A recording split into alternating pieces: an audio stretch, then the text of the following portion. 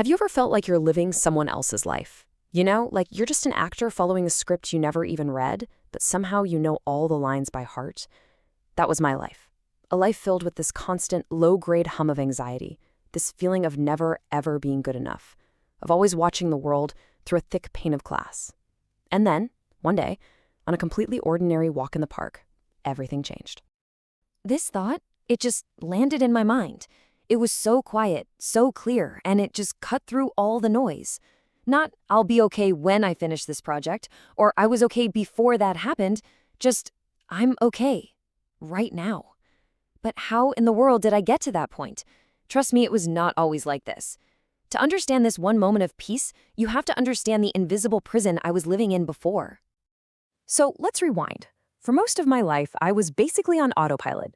My reactions, my feelings, my conversations, it all felt pre-programmed. I was living inside this silent script, this invisible set of rules about who I was supposed to be and how the world was supposed to work. I mean, I'd take a lunch break, but I wouldn't actually be there. My body would be at the table, but my mind? Oh, my mind was back at the office, replaying a meeting, stressing about my to-do list, or rehearsing some difficult conversation I needed to have. The real world, the actual taste of my food, it was all just background noise to the drama playing out in my head. And this right here, this slide shows the two realities perfectly.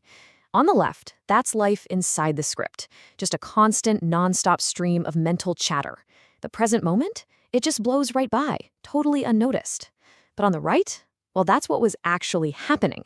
The direct, simple experience of being alive, which my script was completely filtering out. And the emotional cost of living like that, it was huge. A totally casual remark from a colleague could send me into a spiral of self-doubt for days. I'd collect these little hurts, some therapists call them brown stamps, just piling up resentments instead of actually dealing with anything. Even my conversations with people I loved felt hollow. I'd ask, "How was your day?" And my mouth would say fine on pure reflex, but there was no real connection there. It was just exhausting. And that brings us right back to that walk in the park. That was the moment the script just malfunctioned. The moment I accidentally woke up and finally saw what was really there. This was the big idea, the key that unlocked the whole thing. This is it. This is the crucial point, the whole secret. You see, my script lived in two places: the past, chewing on old hurts, and the future, freaking out about what might go wrong. The one place it couldn't operate was the present moment. By simply noticing the breeze on my skin, the sound of kids playing, by just being fully here, I stepped outside of the script's control. And in that little space, I found a freedom I honestly didn't even know was possible. And this freedom, it has a name: autonomy. It is the exact opposite of living on autopilot. Now, it's not about becoming perfect or never having a bad thought again. It's about building the capacity, the skill, of living from choice instead of just running old programming. And this autonomy, as I learned, is built on three fundamental human skills. So what are these skills? Think of them like muscles. Muscles that for most of us have kind of gotten weak from lack of use. But with practice, we can strengthen them and reclaim our freedom. And they are awareness, spontaneity, and intimacy. Okay, first up is awareness. This is the absolute foundation for everything else. It's simply the ability to know what is actually happening right now, in your body, in your senses, in the room around you, without the constant narration and judgment from your inner script. And it is so easy to get this one wrong. Awareness isn't about thinking harder or analyzing your feelings into dust. It's the opposite. It's about dropping the analysis and just directly experiencing reality. It's about seeing and hearing and feeling what's here, right now. Simple, but not always easy. So once you have that foundation of awareness, it unlocks the second key, spontaneity. And this is all about choice. Instead of automatically reacting based on your script, like always apologizing or always getting defensive, spontaneity is the freedom to pause, check in with your genuine feelings, and then choose how you want to respond. Now, let's be really clear here. True spontaneity isn't about being impulsive or reckless. It's not about just saying whatever pops into your head. It's about responding from your authentic adult self in the present moment, rather than just performing some old expected role from your past. It's conscious, and man, is it liberating. And the third key is intimacy. And no, this is not just about romance.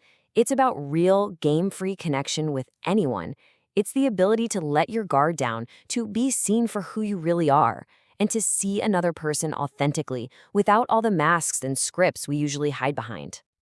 Wow. I mean, that quote just cuts right to the heart of it, doesn't it? Our scripts are designed to protect us, right? To keep us from getting hurt by hiding our true selves.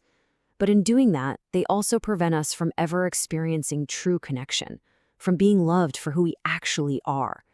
Intimacy is the antidote to that deep isolation. So, understanding these three keys, awareness, spontaneity, and intimacy, it's one thing. But how do you actually build them? Well, the answer is practice. These are not just abstract ideas. They are skills you can develop, step by step, right in the middle of your daily life. And you can start really, really small. To build awareness, just pause a few times a day and check in. What's happening right now? For spontaneity, pick just one automatic reaction you have. Maybe you always say yes. This week, just try to notice it, pause, and choose to do something different. And for intimacy, take one small risk with someone you trust. Share something real.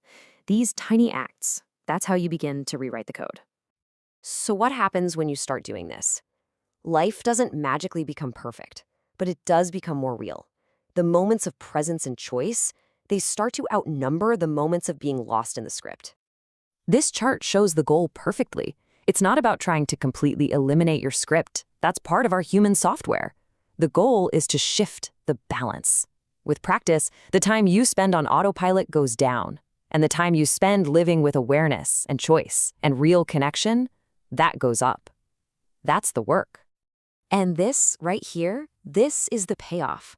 Awareness lets you see what's actually true, separate from your script's scary stories. Spontaneity frees you to be yourself, not just the role you were taught to play.